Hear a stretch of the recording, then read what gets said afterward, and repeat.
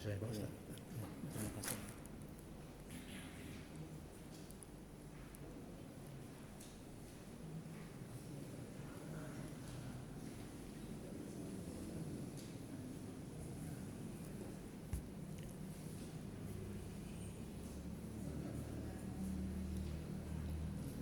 Bismillahirrahmanirrahim. Assalamualaikum warahmatullahi wabarakatuh. Alhamdulillahirabbil alamin wa bihi nasta'in ala umuri din. Asyhadu an la ilaha illallah wahdahu la syarika lah. Asyhadu anna Muhammadan abduhu wa rasuluh.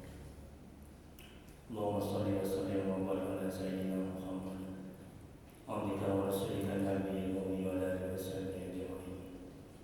Rabbi ishrah li sadri wa yassir li amri wahlul min lisani yafqahu qawli. Rabbana zidna ilma warzuqna fahma waj'alna minas sholihin. Ya Allah, ya Rahman, ya Rahim, ya Maha, ampuni ya Allah dosa kedua orang tua kami. Ampuni ya Allah dosa kami ya Allah. Ya Allah, mudahkan kami mencari ilmu. Mudahkan kami ya Allah mempelajari ilmu. Mudahkan kami ya Allah memahami ilmu dan mengamalkannya. Ya Allah, berkahi majelis ini. Berkahi ya Allah doa kami ya Allah. Amin ya rabbal alamin. Mari kita mulai kajian tasawuf, manajemen hati kita halikam dengan membacakan nomor kitab. Adapun pahalanya kita hadiahkan untuk Nabi Muhammad SAW, keluarga dan sahabat-sahabatnya. Kemudian untuk para tabi'in, tabi'in, untuk Syekh Abdul Qadir Al-Jailani, untuk Syekh Imam Ibnu Athaillah Sakandari, untuk guru-guru kita, kedua orang tua kita, serta untuk niat kita masing-masing, dan untuk kaum muslimin dan muslimat pada umumnya. Al-Fatihah. A'udzu billahi minasy syaithanir rajim. Bismillahirrahmanirrahim. Alhamdulillahi rabbil alamin. Ar-Rahmanir Rahim. Maliki yaumiddin. Iyyaka na'budu wa iyyaka nasta'in. Ihdinas siratal mustaqim. Siratal ladzina an'amta 'alaihim ghairil maghdubi 'alaihim waladdallin. Amin. Ilahi anta maqsudi wa ridwaka maghdubi. Ya Allah, Engkau yang kami tuju, ridho-Mu yang kami cari. Bapak, Ibu jemaah pengajian yang dirahmati oleh Allah Subhanahu wa taala. Alhamdulillah, kita sudah membahas hikmah yang pertama, yaitu tentang tidak bolehnya kita bersandar kepada amal ibadah kita. Itu hikmah yang pertama. Jadi Syekh Imam Ibnu Athaillah Sakandari, semoga Allah merahmati dan meridhoinya. Jangan kau bersandar kepada amal ibadahmu. Kalau itu yang kau lakukan, maka ketika engkau tergelincir kepada maksiat dan dosa, maka kurang harapanmu kepada Allah untuk meraih ridha Allah, untuk meraih rahmat Allah. Jadi seharusnya seorang hamba itu hanya boleh bergantung bersandar kepada Allah, hanya boleh bergantung bersandar kepada rahmat Allah, hanya boleh bergantung bersandar kepada karunia Allah. Apa dampak buruknya? Ini kita mengulang sedikit ya, biar gak lupa hikmah yang satu yang lalu ya. Apa dampak buruknya kalau seseorang bersandar bergantung kepada amal ibadah? Dampak buruknya yang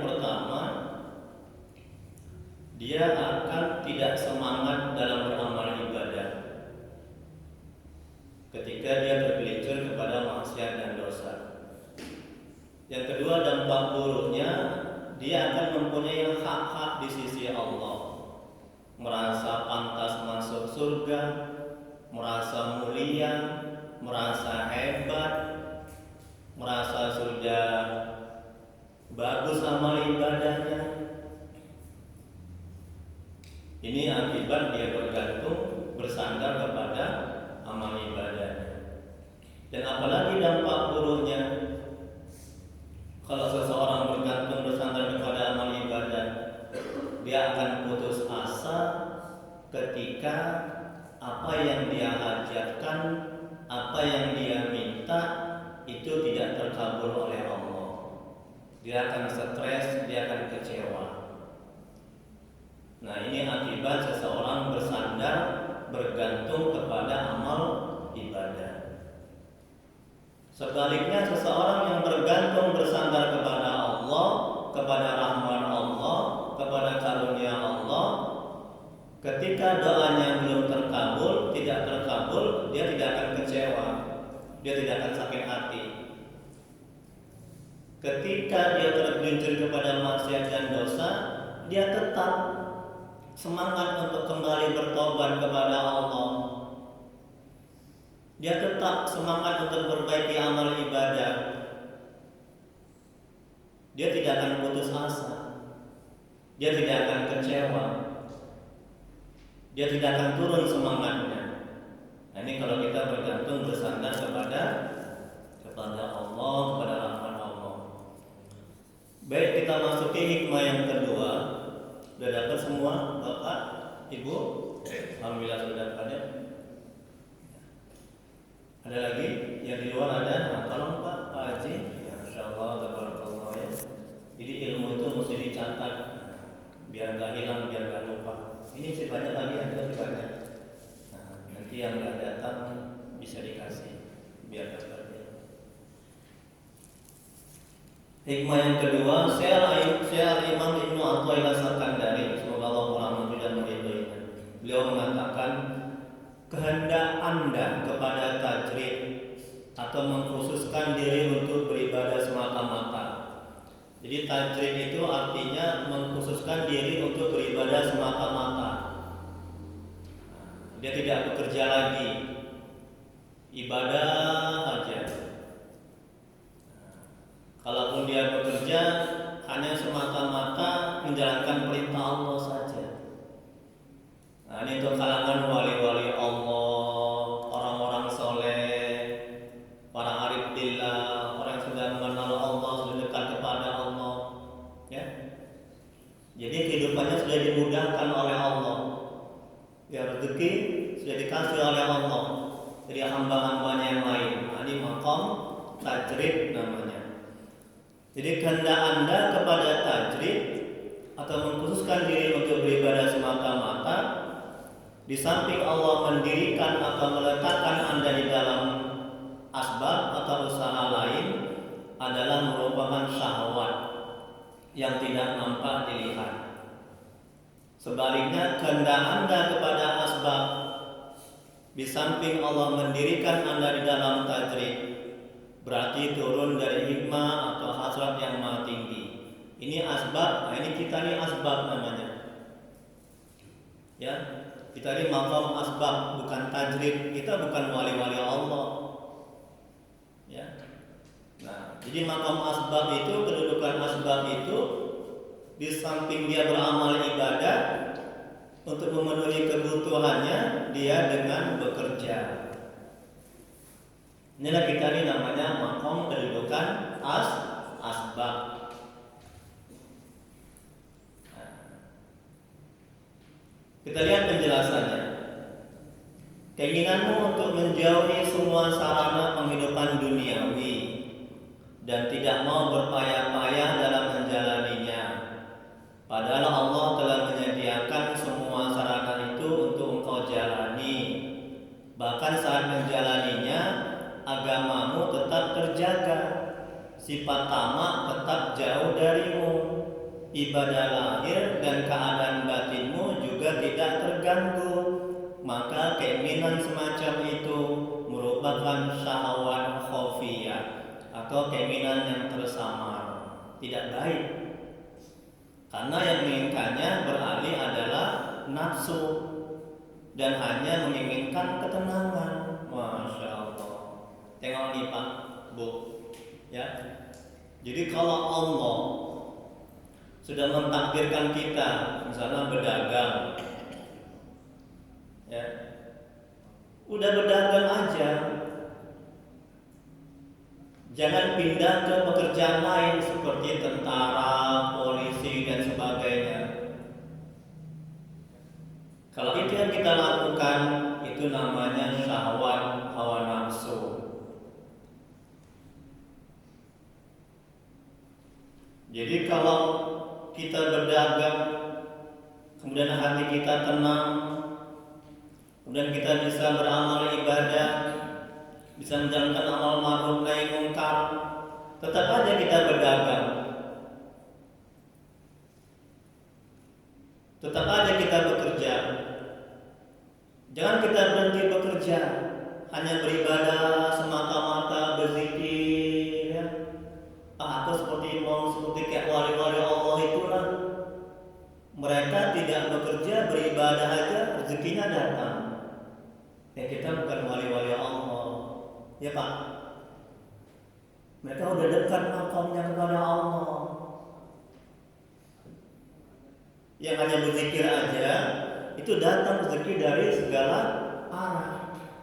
Kan ada dalilnya dalam Al-Quran. Barang siapa yang bertakwa, yang beriman kepada aku, kata Allah, maka aku akan apa Pak Haji? Apa Ustaz? Aku berikan rezeki kan dari yang tidak disangka-sangka. Nah kita sudah ditetapkan, sudah ditakdirkan oleh Allah seperti ini untuk memenuhi rezeki kita dengan bekerja. Tetap aja bekerja, jangan berhenti bekerja. Kalau kita berhenti bekerja, kemudian kita beramal ibadah saja, ya, itu namanya syahwat, kata Imam. Itu namanya hawa nafsu. Syahwat, hawa nafsu tidak ada yang baik kecuali hawa nafsu yang diridhoi oleh Allah Subhanahu wa taala. Begitu juga yang sudah tadi berdagang ingin pindah ke pekerjaan lain, itu namanya syahwat. Yang guru ingin pindah ke pekerjaan lain menjadi kontraktor, itu namanya syahwat. Kalau Allah sudah menetapkan dia sebagai guru, kemudian hatinya tenang, dia bisa menjalankan amal ibadah, dia bisa beramal ma'ruf nahi mungkar, dia semakin dekat kepada Allah, tetap ada dia sebagai guru. Jangan dia berpindah ke pekerjaan yang lain, karena kan nggak tahu kita kalau pekerjaan lain itu akan membuat kita jauh atau dekat kepada Allah. Betul kan? Betul Pak Haji? Kalau kita guru, saya dosen, pindah ke jadi pedagang atau kontraktor, nggak tahu di kontraktor itu nanti saya akan bisa beramal ibadah atau tidak. Nauzubillah, bahkan akan semakin jauh dari Allah. Jika kata Imam, itu namanya syahwat, hawa nafsu, dan kurang beradab kalau kita nggak ridho kepada ketentuan Allah. Yang berdagang, berdagang saja. Yang guru, guru saja. Yang tentara, tentara saja. Masya Allah. Tenang hati itu, enak hati itu, nggak stres, nggak tamak sama rezeki.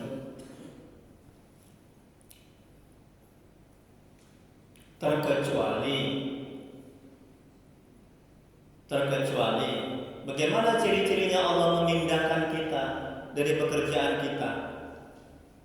Nah, misalnya yang pedagang atau yang kerja di kantor, dia mau nggak mau terjebak kepada korupsi. Dia nggak bisa beramal ibadah, dia nggak bisa beramal ma'ruf nahi mungkar. Itu pertanda Allah ingin memindahkannya ke pekerjaan lain. Nah, kalau sudah begitu, pindah. Itu tidak hawa nafsu yang bermain. Hawa nafsu yang bermain, hawa nafsu yang diridhoi oleh Allah Subhanahu wa taala. bukan hawa nafsu yang buruk. Paham ya Bu ya? Paham Bu? Paham Pak? Kalau nggak paham dia tanya. Nah, jadi kalau kita sudah, ini kata al-Imam, kalau kita sudah ditetapkan oleh Allah di maqam asbab, tetap aja di situ. Jangan pindah lagi ke maqam tajrid, beribadah. Ya. Itu namanya syahwat ya, dan kurang beradab kepada Allah. Kemudian berikutnya, maka menurut alam ilmu tasawuf tidak boleh kita berpindah ke status tajrid. Itu kata al-Imam. Tidak boleh kita pindah ke maqam tajrid. Maqam atau kedudukan di mana ya, di mana Allah, di mana dia beribadah saja, kemudian rezeki segala macam sudah diberikan oleh Allah dari segala macam arah. Kalau itu yang kita lakukan, maka itu adalah syahwat atau keinginan yang semata-mata yang tersembunyi di dalam diri kita. Disebutkan dengan syahwat karena kita tidak mau menuruti atau tidak mau sejalan dengan kehendak Allah dan sudah menyimpang dari ketentuan Allah. Tengok nih kata Imam. Kenapa syahwat? Karena kita nggak mau dan tidak mau menuruti kehendak Allah dan menyimpang dari ketentuan Allah. Allah sudah mentakdirkan, sudah menentukan kita di maqam asbab, di kedudukan sekarang ini. Ya. Ini akan mengakibatkan keimananmu akan goyah. Ketika kita pindah ke maqam tajrid, loh, kata Allah, barang siapa yang bertakwa beriman akan diberikan rezeki, nggak akan mati kelaparan. Loh, aku kok nggak ada rezeki? Aku zikir tiap hari, aku tahajud tiap hari, aku sedekah tiap hari, aku udah nggak kerja lagi. Loh, kok nggak ada rezeki ya? Kok nggak ada yang tok assalamualaikum, ini Tuhan ada beras, kan gitu ulama-ulama itu kan. Jadi ini karena Imam, jadi keyakinannya goyah. Dampak buruknya dia akan berhenti beramal ibadah. Kurang keyakinannya kepada Allah. Nauzubillah, dia bilang, oh Allah nggak maha kaya. Oh nggak benar apa kata Allah dalam Al-Quran. Barang siapa yang beriman dan bertakwa, berhentilah aku beramal ibadah. Nauzubillah. Nggak mau aku lagi tahajud sedekah. Nauzubillah. Ini akibat dia memperturutkan hawa nafsunya ya, untuk hanya beribadah semata-mata seperti kayak wali-wali Allah, orang yang sudah mengenal Allah, orang-orang soleh ya, nggak mau lagi dia bekerja. Kerja kan juga ibadah. Ibadahnya banyak, tidak hanya sholat, zikir, puasa, kerja ibadah, nolong orang ibadah, senyum juga ibadah. Masya Allah. Kita lanjuti. Ini tadi kan, keimananmu akan goyah, hilangnya keyakinan terhadap Allah, serta dunia akan terlepas darimu. Sudahlah iman kita goyah, kita nggak beramal ibadah, nauzubillah. Dunia juga nggak dikasih sama Allah, akhirnya dia menderita, sengsara, nauzubillah. Lantaran engkau tidak bekerja dan akhirat tidak terjangkau olehmu, lantaran niatmu tidak sehat. Tengok kan? Jadi niat dia itu untuk meninggalkan asbab usaha lain, niat dia supaya tenang, kan enak nggak kerja, ya di rumah aja zikir aja kan enak, ya suluk aja, ada cuma saya suluk itu, suluk aja udah kan enak, nanti kan datang sendiri rezeki itu. Ini karena niatnya tidak benar. Ya. Kemudian berikutnya, manusia yang ditentukan Allah dalam status asbab, yaitu manusia yang dalam tingkatan status ini selain beribadah, juga untuk kelangsungan hidupnya di dunia adalah dengan jalan bekerja. Apabila tidak bekerja, maka tidak bisa hidup. Tanda Allah menempatkan seorang dalam maqam asbab ialah berkah rezekinya yang didapatnya, sehingga tidak tamak dan rapuh terhadap hak orang lain, dan batinnya tentram, serta harta didapatnya dikeluarkan di jalan Allah. Ini Bu, Pak, tanda-tanda seseorang didudukkan, ditempatkan di maqam asbab. Maqam kedudukan di mana di samping dia beramal ibadah, dia bekerja. Di samping dia bekerja, dia beramal ibadah. Nah, tandanya hatinya tenang, tentram. Dia bisa menjalankan amal ma'ruf nahi munkar, dia bisa menjalankan amal ibadah. Dia semakin dekat kepada Allah.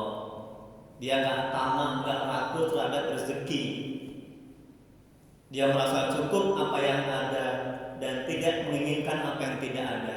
Kenapa kita stres dalam hidup ini? Karena kita selalu menginginkan apa yang nggak ada. Betul kan? Kita lihat apa yang kurang di rumahku ya. Terus begitu.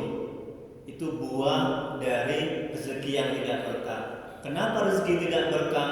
Karena mencarinya tidak benar. Berikutnya, jangan bertajrid atau meninggalkan perkara duniawi untuk beribadah semata-mata. Saat kamu kuat, sampai kekuatan itu berlalu. Nah, jadi ketika kita ingin pindah ke maqam tajrid, ya kita mau hanya beribadah aja, itu kan hawa nafsu. Makanya hawa nafsu ini buruk, kecuali nafsu yang diridhai oleh Allah Subhanahu wa taala. Nah, kita lihat sebentar bagaimana cara menundukkan hawa nafsu. Ini pendapat-pendapat ulama tasawuf agar kita bisa mengekangnya, menundukkannya dan menjadi nafsu yang diridhai oleh Allah Subhanahu wa taala. Ya, di sini nggak ada ya Bu ya. Nah, ini ada di tablet saya ya. Yang pertama, seorang arif berkata, ini mengenai hawa nafsu ya, supaya kita bisa mengamalkannya ya, supaya kita tidak terjebak kepada perintah dan keinginan hawa nafsu. Jadi tabiat hawa nafsu ini adalah buruk. Jadi syahwat itu adalah apa-apa yang diingini oleh hawa nafsu. Hawa itu keinginan, nafsu itu bisa diri atau jiwa atau roh. Nah, kita lihat bagaimana. Seorang arif berkata, cara memerangi hawa nafsu. Yang pertama, makan ala kadarnya. Semakin banyak makan, semakin kuat nafsu. Semakin lemah dalam beramal ibadah. Semakin sedikit makan, banyak puasa, semakin lemah hawa nafsu. Enggak berdaya dia untuk mengajak kita kemaksiatan. Yang ada dia mengajak kita kepada ketaatan. Jadi kata ulama, makan ala kadarnya, artinya banyak berpuasa. Kemudian yang kedua, kata ulama, cara menundukkan hawa nafsu, tidur seperlunya, banyak tahajud. Kemudian yang ketiga, sabar menghadapi gangguan manusia. Kemudian berikutnya, seorang arif berkata, nafsu itu seperti anak kecil. Bila engkau membiarkannya, ia akan besar tetap suka menyusu. Namun bila kamu mau menyapinya, niscaya ia akan tersapi. Itu tabiat nafsu. Jadi kalau kita turuti hawa nafsu, dia akan merusak kita. Dia akan mengajak kita kepada kemaksiatan. Tapi kalau kita kekang dia, kita tidak turuti keinginannya, maka kita akan selamat. Makanya Pak, Bu, kita harus mencurigai dan buruk sangka kepada setiap ajakan hawa nafsu.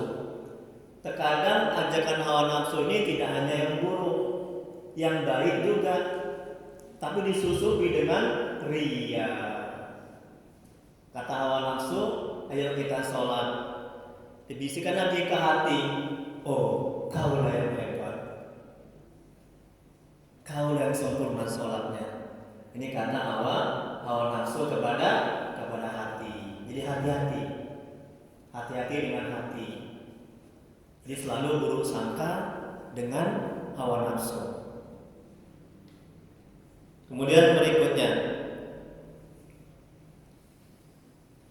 Syekh Ahmad bin Muhammad bin Ajib Al-Hasani, semoga Allah merahmati dan meridainya. Beliau mengatakan, jika engkau ingin sampai kepada Allah, ingin mengenal Allah, ingin dekat kepada Allah, jangan bergantung kepada nafsu. Tengok, hati bergantung kepada nafsu, celaka hidupnya. Tapi kalau hawa nafsu bergantung kepada hati, selamat hidupnya. Kemudian, jadi jangan bergantung kepada nafsu kalau ingin sampai kepada Allah. Jangan bergantung kepada perbuatan, jangan bergantung kepada daya dan kekuatanmu, tapi bergantunglah kepada Allah, karunia, pertolongan, petunjuk dan pemberiannya. Kemudian berikutnya, cara memerangi hawa nafsu, banyak beramal ketaatan kepada Allah. Kalau kita mengarahkan hati kita untuk taat kepada Allah, maka hawa nafsu tidak akan mengarahkan hati kita untuk maksiat kepada Allah. Baik, kita lanjuti penjelasan ini. Jadi jangan bertajrid meninggalkan perkara duniawi untuk beribadah semata-mata. Saat kamu kuat, sampai kekuatan itu berlalu. Jika kamu ingin menguasai nafsumu, sebab jika engkau lakukan tajrid dalam keadaan kuat, maka engkau akan menjadi lemah. Kemudian akan disusul oleh dua musuh yang akan membingungkan serta menyesatkan. Jadi Pak, Bu, ketika hawa nafsu kita ya kuat kali, ingin kali untuk bertajrid, untuk tidak bekerja, hanya beramal ibadah semata-mata, ya. Nah, ini jangan dituruti, jangan dilakukan, dilawan. Kalau itu yang kita lakukan, maka ibadah kita rusak, maka kita akan sengsara menderita, maka kita akan disusupi oleh dua musuh. Siapa dua musuh kita? Setan dan hawa nafsu. Makanya dalam kajian tasawuf juga, ketika ada dua yang membingungkanmu, nanti ada hikmah yang berikutnya. Ketika ada dua perkara yang membingungkanmu, yang kamu nggak paham, nggak tahu, contohnya di saat yang sama kita mau pergi ke mall, di saat yang sama juga kita mau pergi ke masjid, azan sudah berkumandang. Nah, mana yang kita dahulukan? Jadi hati kita harus kita sidang dalam tanda kutip hawa nafsu itu. Jujur, pasti nafsu suka pergi ke mall, betul Bu? Betul kan? Ketika hayal sholat, jujur, pasti hati kita, pasti hawa nafsu kita sukanya pergi ke mall. Nanti aja lah, kan masih panjang waktu isya. Jadi ulama menjelaskan, coba lihat mana yang memberatkan hawa nafsu, di situ ada kebaikan. Gitu dia.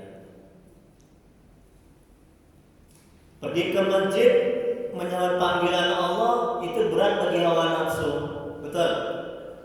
Iya kan? Hawa nafsu itu nggak suka. Hawa nafsu sukanya tenang-tenang, santai, nggak beramal ibadah, ya.